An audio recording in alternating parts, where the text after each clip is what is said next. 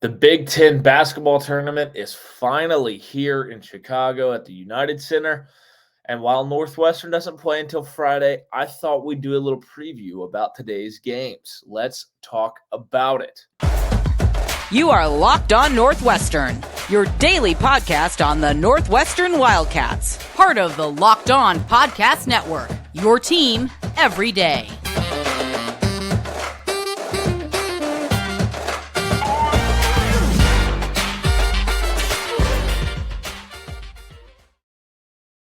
Hey, everybody, and welcome in. This is Locked On Northwestern, part of the Locked On Podcast Network, your team every day. I'm your host, Carter Bird, and thank you for making Locked On Northwestern your first listen every single day. We really appreciate it.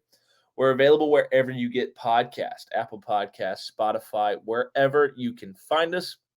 We are also on YouTube. Just search Locked On Northwestern. You can find us there. Wherever you're listening, make sure you're subscribed and you turn on notifications. You don't want to miss an episode because we're covering March Madness. Big Ten tournament time is here. NCAA tournament is going to be here, I guess, next week, really. I mean, haven't really processed that. Selection Sunday coming up on Sunday, and we know that Northwestern will be in the tournament. But today's the day that things get kicked off in Chicago for the Big Ten basketball tournament. We know we have a couple games today, I believe.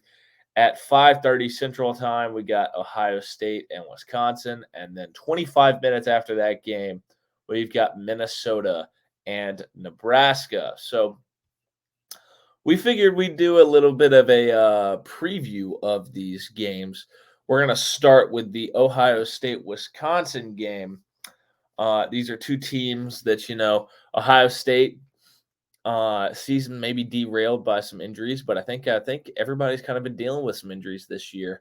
You have a team that is 13-18 overall, 5-15 in the Big Ten. A team that at one point in time, the Big Ten Network expected a lot out of.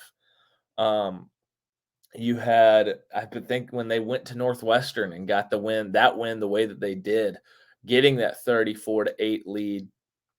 You heard the Big Ten crew talk about how this Ohio State team was getting healthy, coming together, and how they could be a threat for the Big Ten. Not quite the case, as we saw over the rest of the year, as they finished with the 13 seed in the Big Ten tournament. Having said that, they have finished the regular season decently here. Ohio State has won 2 out of 3. They won at home versus Illinois 72-60. At home versus Maryland 73-62. And then they took a loss 84-78 at Michigan State. We know some of the names on this team. You got Bryce Sensabaugh, Zed Key, Justice Suing. Those are kind of your guys who lead the way for this Ohio State team. Northwestern obviously saw them twice this year. Excuse me. Got a little bit of allergies going as the weather warms up where I'm at. This Ohio State team, currently sits at number 57 in the KenPom. The metrics kind of like this team. Pretty good offensively. The number 21. They're number 21 in an offensive adjusted efficiency. Their average defensively, number 123 in defensive adjusted efficiency. They don't create turnovers. They're not good at that. That's not on their list of things that they do well defensively. They're number 63 when you look at the net rankings, going just 2-12 in quad 1 games, 5-4 in quad 2 games, 0-1 in quad 3 games, and 6-1 in quad 4 games. So I do think they get a little bit of credit for playing a very high number of quad 1 games and not as many Q3 and Q4 games, although they really didn't handle their business the way they should have in those games. Now, when you look at this Wisconsin team, Wisconsin has lost 2 out of 3, but they come in at 17-13 overall, 9-11 in Big Ten play. They've lost 2 out of 3.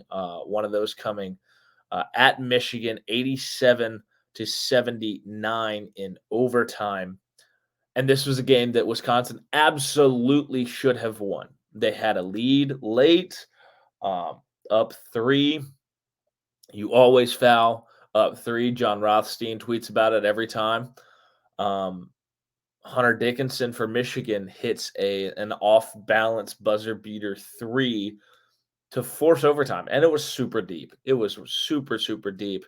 But that's why you foul up 3. You send him to the line, and you make him earn it at the free throw line. You make them foul. You have your free throws. Then they got to hit a crazy shot with even less time.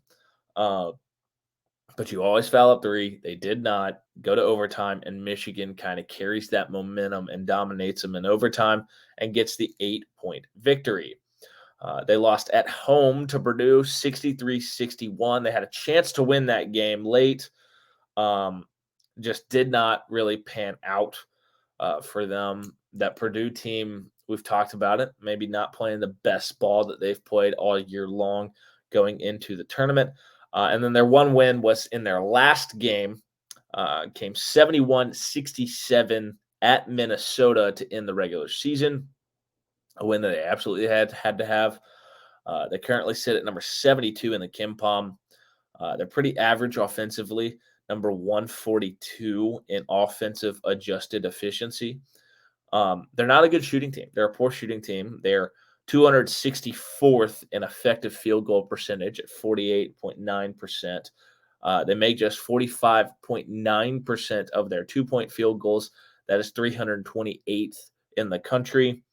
And they make 67.3% of their free throws. That is 317th in the country. They get their shots blocked too, which is not great. They're bad at offensive rebounding, but they don't turn it over. And they're really bad at getting to the free throw line. They're not good at that either. Defensively, they're a good team. They're solid. They're number 26 in defensive adjusted efficiency, although they are really bad at blocking shots. That seems to track with the way that they struggle rebounding, and they get their shots blocked. But they only block 4.2% of opposing shots. That is 360th in the country. And keep in mind, there's only 363 teams in the country. They're number 78 in the net rankings. They're 6-7 in quad 1, 5-5 in quad 2, 1-1 in quad 3, and 5-0 in quad 4. This team's led by Tyler Wall and Connor Esigian, the freshman who I think just made freshman or the all-freshman team for the Big Ten for this season. He had an impressive year. He can shoot the ball a little bit for sure.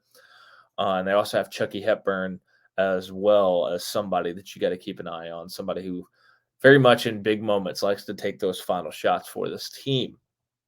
This is a must-win game for Wisconsin, as Wisconsin has been around that bubble. They've got to win a few games, I think, to make the NCAA tournament. ESPN and Fox have them in the first 4 out going into today's game. Fox has them playing in the first 4 in Dayton, has them in the last 4 in. But this Wisconsin team, this is a must-have-it game. Must-have-it game for this Wisconsin team. It's going to be a lot of fun because I think you might get a team that plays like it's a must-win game for them. We're going to talk about the other game here in just 1 second. But first, let's talk about our friends at FanDuel. The midway point of the NBA season is here, and now is the perfect time to download FanDuel, America's #1 sportsbook. Because new customers get a no-sweat first bet up to $1,000. That's bonus bets back if your first bet does not win. Just download the FanDuel Sportsbook app. It's safe, secure, and super easy to use. Then you can bet on everything from money line to point scores and threes drained. Plus, FanDuel lets you combine your bets for a chance at a bigger payout with a same game parlay. Don't miss the chance to get your no sweat first bet up to $1,000 in bonus bets when you go to fanduel.com/locked on. That's fanduel.com/locked on to learn more. Make every moment more with FanDuel, an official sports betting partner of the NBA. Also, we want to say thank you for making Locked On Northwestern your first listen every day. Make sure you check out our brand new podcast, Locked On College Basketball. Everything you need to know about college basketball in one place. Let's hear from big name experts, insiders, coaches, and players. Locked On College Basketball, available on YouTube and wherever you get your podcast. Be a really great time to tune into that podcast, considering conference tournaments, Selection Sunday, and the NCAA tournament all coming up. But let's dive into this second matchup in the Big Ten tournament. Number 14 seed, or the 14 seed Minnesota, taking on the 11 seed Nebraska. Minnesota, it was a really bad year. They're 8-21 overall this year, 2-17 in Big Ten play. Minnesota has lost 13 out of 14. And really, it's really rough when you go back and look at their season. They had 2 conference wins. Those came with a win at Ohio State that felt like it came out of nowhere, and that may have been the point that the Ohio State season kind of caved in on itself. But they won 70-68 at Ohio State on January 12th, and then they beat Rutgers at home 75-74 on a Jamison Battle buzzer beater, as he is kind of the go-to guy for this team. It was a huge blow to Rutgers' tournament hopes, as Rutgers really has had the carpet pulled out from under them here in the last few weeks, as they have really kind of been limping down the stretch and have started to play their way out of the NCAA tournament. I think their last game, we saw them lose 71-67 at home to that Wisconsin team that plays in the earlier game. The metrics don't love this Minnesota team by any stretch of the imagination. They're number 222 in the KenPom. They're really bad offensively, number 241 in offensive adjusted efficiency. They're a bad shooting team. Their effective field goal percentage is 48.6%, which is good for 278th in the country.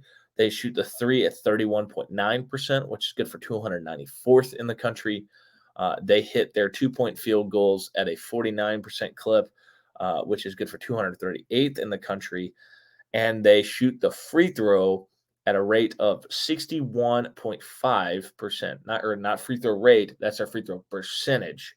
That is 363rd and last in the country. They've been last in free throw percentage ever since the Northwestern game. I remember that stat about them. But yeah, they are not a good shooting team at all. They turn it over a lot. Their turnover percentage is 19.4%. That's 264th in the country. They turn it over on steals at a high rate, 10.2%, 288th in the country. Their non-steal turnover percentage is still very high as well, 9.3%, 215th in the country. And you combine that with the fact that they get their shots blocked pretty often too. 10.6% of their possessions of their shots end in blocks, 311th in the country. They're a bad offensive rebounding team. They are 25.8%. 25.8% of the time they are able to get an offensive rebound. That's 283rd in the country. They're an average defensive team, probably below average a little bit. 189th defensive adjusted efficiency in the country. They're bad at forcing turnovers. They force turnovers on just 15% of their opposing possessions. That is 340th in the country. Their steal percentage is really low, 7.1% to 332nd in the country. The non-steal turnover percentage is 7.9, 301st in the country. They're bad at defensive rebounding.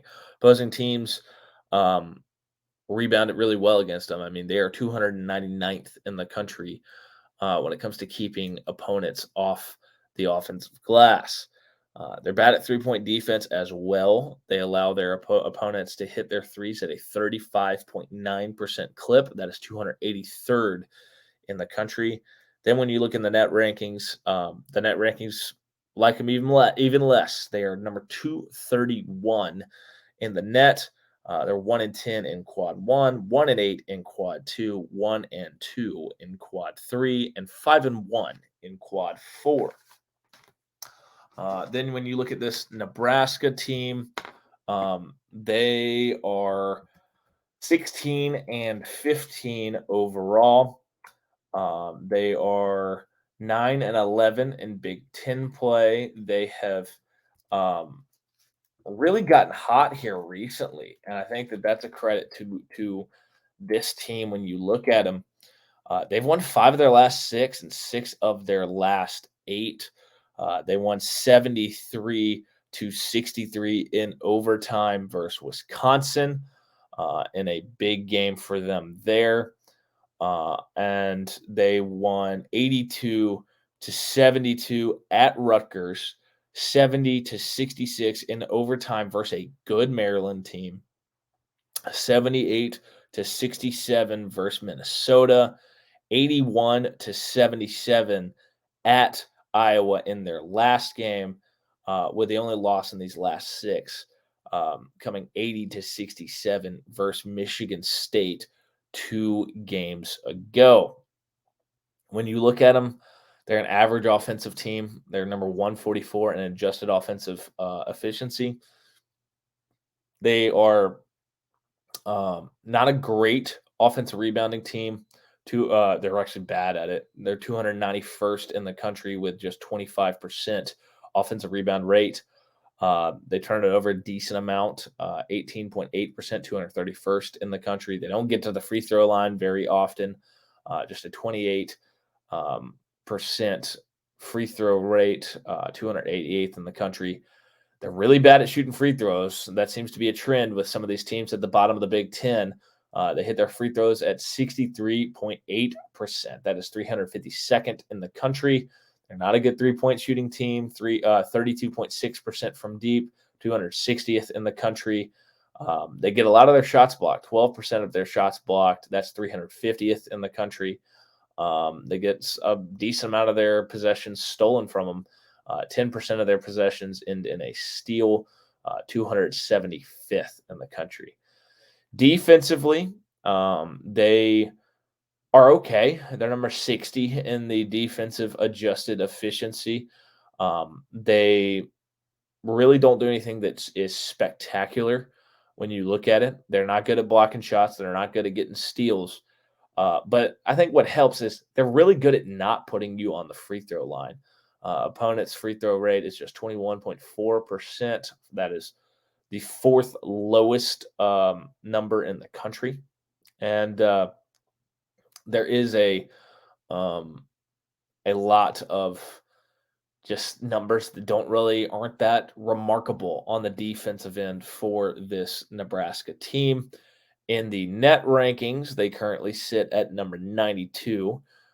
They are, I believe, 4-10 in quad 1, 3-5 in quad 2, 2-0 in quad 3, and 7-0 in quad 4. So they really don't have a bad loss, but the way that they have responded at the end of the year has been really impressive, and I think that deserves a lot of credit when you look at this team. The way that they have finished the season strong, I think it gives you a lot of hope for this second game if you're a Nebraska fan. In just a second, we're going to take a look at the lines, make some picks. But first, just want to thank you for making Locked On Northwestern your first listen every day. For your second listen, check out our brand new podcast, Locked On College Basketball. Experts Isaac Shade and Andy Patton bring you everything you need to know on and off the court. Plus, hear from big-name experts, coaches, and players throughout the basketball landscape. Locked On College Basketball, available on YouTube and wherever you get your podcast. All right, let's dive into these games. We'll start with the 13 seed Ohio State playing 12 seed Wisconsin. The line is Ohio State minus 1.5. Those lines brought to you by our friends at FanDuel. Over under is 130.5. I think Wisconsin's really desperate. I think they actually have a tournament to play for. I know the metrics like Ohio State, but I have to take Wisconsin plus 1.5 and the under 130.5 in that game. 14 seed Minnesota taking on number 11 seed Nebraska in the game after that. Nebraska is a 5.5 point favorite, over under of 138.5. I think I got to pick Nebraska with the momentum, the fire that they're playing with here late. I'm going to take Nebraska minus 5.5 and under 138.5. The winner of that Ohio State-Wisconsin game plays the 5 seed Iowa. The only way that those teams find their way to play Northwestern would be in a Big Ten championship setting, a final of the Big Ten tournament setting. The Minnesota-Nebraska game, I believe those two could only meet Northwestern in the semifinal on Saturday. So that's kind of our preview of these games happening today. Not super likely that Northwestern runs into either of these guys. The earliest, or any of these teams, the earliest would be Saturday in the semifinal, or Sunday if it's Ohio State or Wisconsin. In that scenario, you'd have to have a pretty remarkable run by these teams. I mean, Minnesota, who's won 2 Big Ten games, they'd have to win 3 games to play Northwestern. Nebraska would have to win 3 games. Ohio State and Wisconsin would have to win 4 games to face off against Northwestern. It's certainly going to be a lot of fun here over the next few days watching the Big Ten tournament. But I think that's going to do it for today's episode. Tomorrow, we will take a look at the Thursday games and potentially how they affect the rest of the bracket. But for now, that's today's episode. Appreciate you making Locked On Northwestern your first listen every single day. We really appreciate it. We're available wherever you get podcasts, Apple Podcasts, Spotify, wherever you can find us. We're also on YouTube. Just search Locked On Northwestern. You can find us there. Wherever you're listening, make sure you're subscribed and you turn on notifications. You don't want to miss an episode. I'm your host, Carter Bird. You can follow me on social media. I'll see you next time.